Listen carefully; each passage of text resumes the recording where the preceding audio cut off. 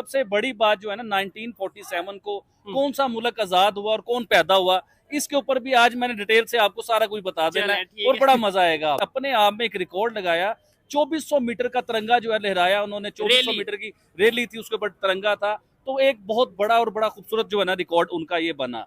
अच्छा, मैं पाकिस्तानी और तालिबान ने बड़ी ज़बरदस्त वो अपनी मिलिट्री परेड्स कर रहे हैं और कई वो उनके पास हेलीकॉप्टर भी हैं, टैंक भी हैं, मोटरसाइकिल पे भी वो लगे हुए हैं। और तालिबान आज कितने सिक्योर हैं, तालिबान क्या कर रहे हैं, और 3 साल हो गए हैं तालिबान को जब से वो पावर। हम जिंदा कौम है, अब जिंदा कौम नहीं हो, हम मर गए हो, मुर्दा हो आप लोग। आप लोगों को ये नारा लगाने का कोई हक नहीं है, ठीक है? ये बस इन लोगों ने बस ना बिल पाकिस्तान की जगह वर्जन आ गया, bill bill Pakistan, bill Pakistan. हाँ, ये एक ट्रेंड चला है, क्योंकि बिजली के बिल जो है वो काफी ज्यादा, ये बहुत संजीदा। झंडे से आजादी मनाएंगे या 2 झंडे से आजादी मनाएंगे? प्राइम मिनिस्टर नरेंद्र मोदी ने अनाउंस किया खड़े होकर वुमेन के ऊपर 15 अगस्त के लिए, जिस तरह उन्होंने अनाउंस किया अपनी स्पीच में वुमेन के ऊपर, वुमेन की सेफ साइड की बात की, और उन्होंने बड़े सख्त अल्फाज यूज किए इसके बीच में कि अब वुमेन के साथ कोई भी किसी किस्म की हरकत होगी, चाहे वो अमीर का बच्चा हो, चाहे वो सियासतदान का बच्चा हो, चाहे वो किसी बड़े मिनिस्टर का बच्चा हो। अच्छा, इधर जैसे ये भाई है, ये छोटा भाई है, इसने 14 अगस्त की शर्ट तो पहनी है, लेकिन इनसे पूछते हैं कि भाई 14 अगस्त हम, भाई एक मिनट बात सुनो, आपका नाम क्या है? हसन भाई, आप 14 अगस्त सेलिब्रेट कर रहे हो, ऐसे ही है? क्या इसका मकसद क्या है 14 अगस्त का? 1947 में हम क्या बुनियाद क्या थी जिसकी बुनियाद पे अलग हुए? आजाद हुआ था। किससे आजाद हुआ था? इंडिया से। तो क्यों, मतलब क्यों लागू हुए थे हम, आपके बात करेंगे 15 अगस्त इंडिया का योम आज़ादी। स्क्रीन पे नजर आ रहे हैं स्वीडन हो, ऑस्ट्रेलिया हो, रशिया हो, इसराइल हो, यूएई हो, हर जगह जो है इंडिया के जश्न आज़ादी को बड़े पुरजोश तरीके से मनाया गया। मैं बात करना चाहूँगी कि ये आज़ादी क्या वाकई हकीकी है? 77 साल हो गए, ऐसा मुल्क जहाँ कोई मार्शल लॉ नहीं लगा, एक ऐसा मुल्क जहाँ पर सारा का सारा कंट्रोल सिविलियंस के हाथों में, एक ऐसा मुल्क जो किसी की कॉलोनी नहीं बना, एक ऐसा मुल्क जिसने कभी किसी को हवाई अड्डे नहीं दिए, एक ऐसा मुल्क जिसने कभी चाइना और अमेरिका की गुलामी मंजूर नहीं की। ये मुल्क कोई और नहीं, हमारा पड़ोसी मुल्क भारत है। और हम अपनी टीम की जानिब से, अपने चैनल की जानिब से 15 अगस्त नहीं करते। वो नहीं कह रहे गर्ल्स एजुकेशन होनी चाहिए, खवातीन के साथ आप कैसा बिहेव करते हैं, उनको इस चीज़ से कोई गर्ज नहीं है।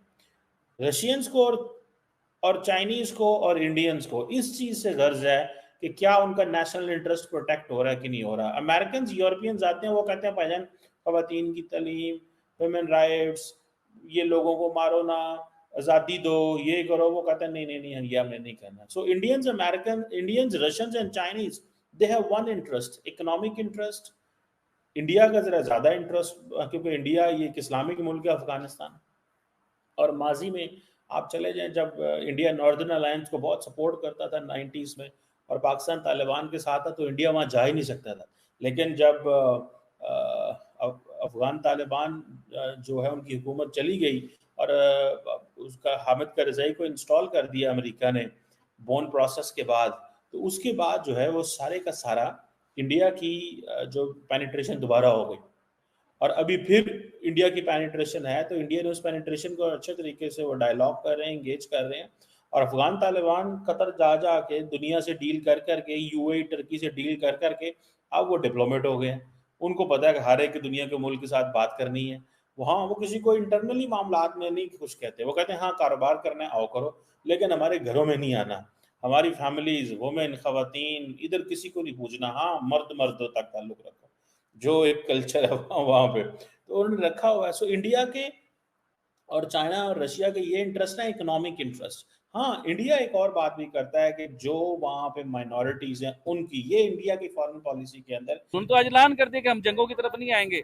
और सबसे बड़ी बात जो उन्होंने आज बात की शेख हसीना वाजिद की, हाँ। उनके मुल्क की उन्होंने बात की कि हम, हमारा वो ब्रदर मुल्क है, यानी उनके कहने का, उनकी कहने का मकसद ये था उनकी लैंग्वेज के मुताबिक, जो मैं बता रहा हूँ कि हमारा वो ब्रदर मुल्क है या नेबर कंट्री है, तो हमेशा हम उनके साथ रहेंगे और उनकी तरक्की में हमारा जो किरदार होगा वो अदा करेंगे।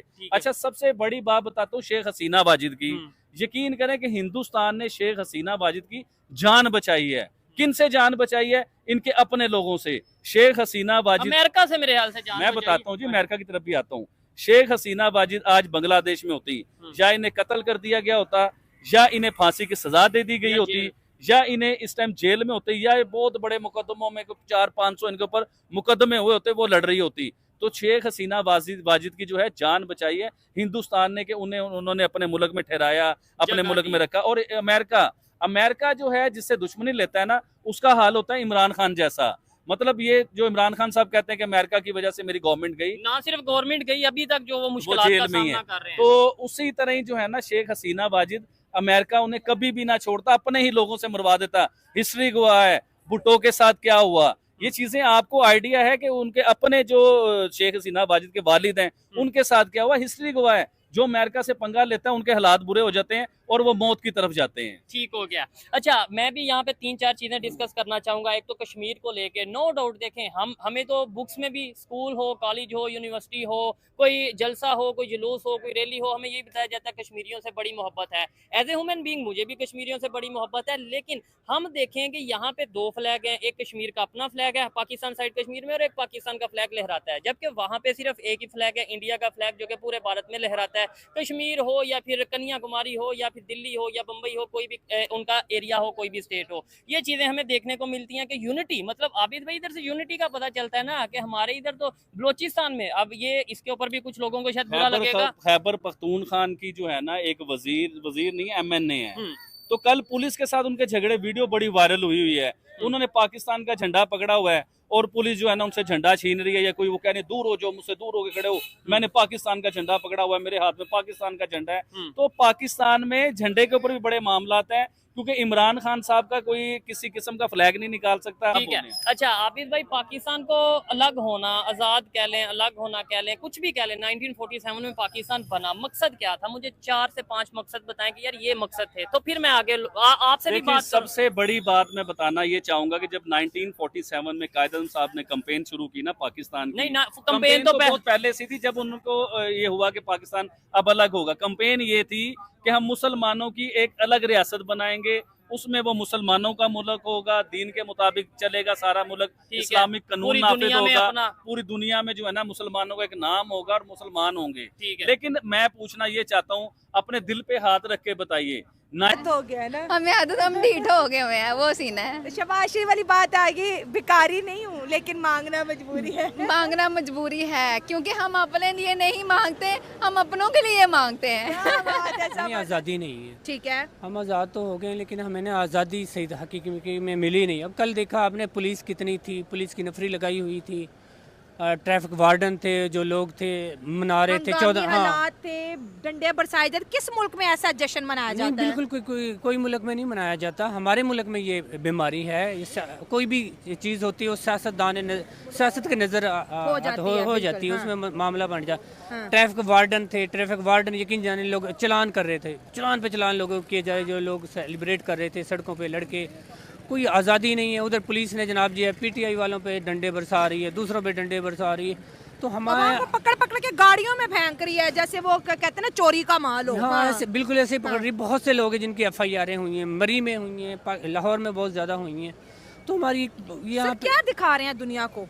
14 अगस्त वाले दिन क्या दिखा रहे हैं कि हमारे अंदर कोई तमीज़ नाम की कोई चीज़ नहीं है, या हम दुनिया को बता रहे हैं कि जो दुनिया हमारे साथ कर रही है हम उसी काबिल हैं। दूसरी जानिब इंडिया की बात कर लें, वहाँ पर कोई एहतजाज है, सब ने सिर्फ और सिर्फ भारत का झंडा उठाया हुआ था, कोई सियासी झंडा नहीं। तो दुनिया उनको मुबारकबाद दे रही है और वो राज करते दिखाई दे रहे हैं। वो एक्चुअली ना उनके वहाँ पे आज़ादी है, तकरीबन 55% आज़ादी। हमारे तो 55% आज़ादी नहीं, 25% है, वो भी आज़ादी नहीं है। 1947 आज़ाद है, तो ये क्या है फिर? ये स्टेटमेंट क्या है? हम अब भी गुलाम हैं। अच्छा, ठीक है। है, अब भी गुलाम है। और ये है ना, जब तक और इन्होंने हमें हुकूमत ने IMF के कर्जों के नीचे दाब दिया, तो हम गुलाम ही रहेंगे। साफ ज़ाहिर है, जो ये काम कर रहे हैं, कोई सारी चीज़ों को महंगाई कर देते हैं, हर चीज़ को बढ़ा रहे हैं, रोजगार नहीं। हमारी हुकूमत भी नाम की, आज़ादी भी नाम का, और मुल्क भी। हाँ बिल्कुल ऐसे, ये नाम के ही हैं, नाम के आज़ाद, नाम के ये कह सकेंगे कि लोगों की जहालियत है, जिसको दुश्मन मुल्क कहते हैं, और उसी के डे पे वो ऐसे एंजॉय कर रहे हैं जैसे खुद आज़ाद हुए हैं। आप इंडिया को दुश्मन मुल्क कहते होंगे, लेकिन UAE तो अपना पार्टनर समझता है। उन्हें बुर्ज खलीफा पर उनके झंडे को लहराया।